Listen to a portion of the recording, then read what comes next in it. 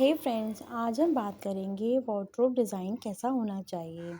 Wardrobe लगाने से पहले की जाने वाली तैयारियों के बारे में बात करेंगे। सबसे पहले आने वाला स्टेप क्या होना चाहिए और किस तरह प्लानिंग करनी चाहिए। इसके लिए हम कुछ पॉइंट्स में वार्डरोब्स को डिस्कस करेंगे। सबसे पहले आता है वार्डरोब कलर डिज़ाइन, उसके बाद आता है डिज़ाइनिंग, उसके बाद आता है वार्डरोब मटेरियल, उसके बाद आता है wardrobe internal details, wardrobe maintenance, sliding wardrobe या फिर ओपनेबल या फिर किस टाइप के। It means wardrobe types, wardrobe access organiser, shoe rack in wardrobes, wardrobe lock handle, locker, accessories details वगैरह वगैरह। सो इन कुछ पॉइंट्स में हम लोग आज वार्डरोब को ब्रीफ करेंगे सो दैट आपको आगे जब अपनी वार्डरोब बनाने शुरू करना हो तो आपके माइंड में क्लैरिटी हो कि हमें किस तरीके से अपनी वार्डरोब की प्लानिंग करनी है। मैं आपको सजेस्ट करूँगी कि जब आप सिविल वर्क करवाते हैं तो उसी टाइम पे लेआउट एंड रूम्स में प्लानिंग लेकर चलना चाहिए वार्डरोब्स की, जिससे कि हमारा स्पेस डिसाइड हो जाता है और हमें रूम्स में किस तरीके से वार्डरोब यूज़ करना है उसके बारे में हम स्पेस प्लान कर लेते हैं तो बेटर रहता है। सो गाइज़, अब हम कुछ पॉइंट्स में वार्डरोब की टोटल जानकारी करेंगे। सबसे पहले डिज़ाइनिंग की बात कर लेते हैं। सो गाइज़, डिज़ाइनिंग करते समय हमें रूम्स की प्लानिंग कर लेनी चाहिए कि हम कौन सा रूम फैमिली के किस मेंबर के लिए यूज़ करने वाले हैं। जैसे कि अगर कोई वार्डरोब फैमिली मेंबर में मेल पर्सन के लिए यूज़ होने वाली है तो उसमें सेक्शन किस तरीके से डिवाइड होना चाहिए, ये हमें पहले ही डिसाइड करना होगा। जैसे मेल वार्डरोब में कपड़े मोस्टली अगर हैंग हो तो बेटर रहता है, उसके लिए हमें हैंगिंग स्पेस की प्लानिंग करनी होगी। जैसे शॉर्ट्स के लिए अलग हाइट एंड ट्राउजर्स के लिए अलग हाइट की रिक्वायरमेंट होती है। देन आता है कि male accessory, shoe rack, accessory drawer में हमें टाई, गॉगल, वॉचेस वगैरह इसी तरीके से हमें प्लेस करनी होंगी। उनके लिए हम एसेसरी ड्रॉअर बनाएंगे।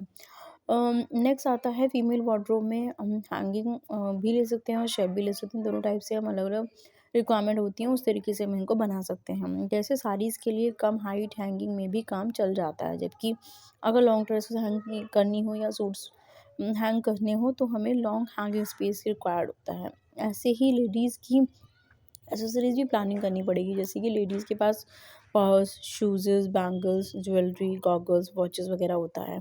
सो उसे मैनेज करना होता है। ड्रॉर्स एंड शेल्फ की भी प्लानिंग करनी पड़ती है। इसी तरह किड्स वार्डरोब के लिए हमें कम स्पेस चाहिए होता है।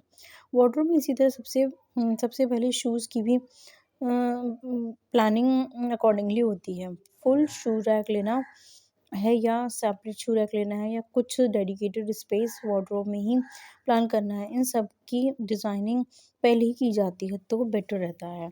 सो गाइज़, इस तरीके से हम ये वार्डरोब प्लान कर सकते हैं। पॉइंट आता है वार्डरोब कलर ऑप्शंस। वार्डरोब के कलर हमें पहले ओवरऑल इंटीरियर से मैच करते हुए ही लेने लेने होते हैं, जो हम ऑलरेडी 3D बनवाते समय डिसाइड कर लें तो बेटर रहता है। वार्डरोब्स के कलर हमें मैक्स कोशिश करनी चाहिए सेटल कलर ही रखें। जैसे white, of white, grey, would look, combination of would look and with white, of white. ज़्यादा कलरफुल वार्डरोब नहीं लेना चाहिए, लुक बहुत बल्की हो जाता है।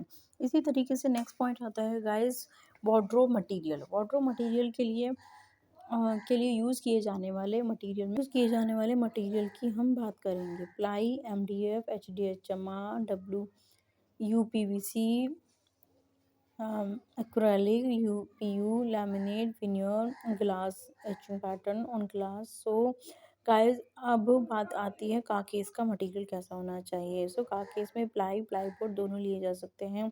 ये ब्रांडेड नॉन ब्रांडेड दोनों हो सकते हैं। मटेरियल की क्वालिटी चेक करनी हो तो उसके बाद शटर्स पर चीप और बेस्ट ऑप्शन लैमिनेट लिए जा सकते हैं, बट शटर्स प्लाई का न हो तो बेटर रहता है। ये बोर्ड या MDF, HDHMR, SDF हो सकता है क्योंकि प्लाई में बेंड हो जाने के चांसेस रहते हैं। इसी तरह विनियर, PU, एक्रेलिक फिनिश में शटर्स ले सकते हैं, जो कि कॉम्बिनेशन भी लिए जा सकते हैं। इस तरीके से हम मटेरियल का सिलेक्शन करते हैं। उसके बाद बात आती है वार्डरोब में इंटरनली किस तरीके से सेक्शन होना चाहिए। वार्डरोब का इंटरनल सेक्शन कैसा होना चाहिए, हाइट किस तरीके से किस एरिया के लिए कितना होना चाहिए, ये हमें रिक्वायरमेंट के अकॉर्डिंग डिसाइड करना होगा। जैसे शॉर्ट्स के लिए कम से कम 1050 हाइट चाहिए होता है, जबकि साड़ीज़ के लिए हम 600 काफ़ी स्पेस 600 का स्पेस काफ़ी होता है। आप पिक्चर की हेल्प से इसे समझ सकते हैं। वार्डरोब मेंटेनेंस, इसके लिए सबसे पहला काम हमारा ये होता है कि हमें वार्डरोब फिक्सिंग से पहले ही या वार्ड बैक साइड में टाइल्स लगवाना चाहिए, या फिर एक्रेलिक शीट पेस्ट करवा देना चाहिए सो दैट सेपरेट ना हो। उसके बाद आता है वार्डरोब को high time to time dust free करते रहें, जिससे वो गंदी नहीं होती। और लैमिनेट वार्डरोब को हम हल्का की डर्ट भी हमें गीले कपड़े से क्लीन करते रहना चाहिए।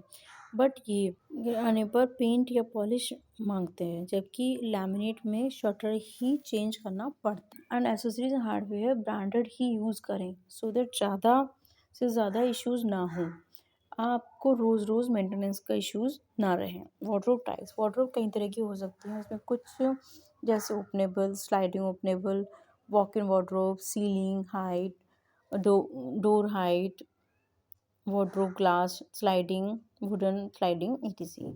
सो गाइज अब बात आती है वार्डरोब में एसेस ऑर्गेनाइजर्स की। एसेस ऑर्गेनाइजर जो कि tie, belt holder, trouser holder, shoe rack, bangles holder, jewellery holder हो सकते हैं।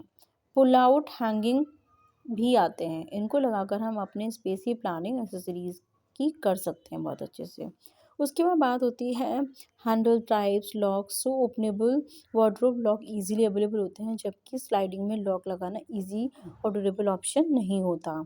ऐसे ही हैंडल में भी बहुत से ऑप्शन आते हैं, बट एसएस हैंडल 6 इंचेस से 2 फुट 3 फुट तक आते हैं। वुडन हैंडल प्रोफाइल, ये ऑप्शन भी हैंडल्स के लिए अवेलेबल हैं। सो गाइज इस वीडियो में मैंने आपको वार्डरोब के बारे में काफ़ी जानकारी दी। होप आपको काफ़ी हेल्पफुल रहेगी, और आप मेरी वीडियोस को ऐसे ही देखते रहेंगे और मुझे लाइक एंड सब्सक्राइब करते रहेंगे। Thank you guys, thank you so much.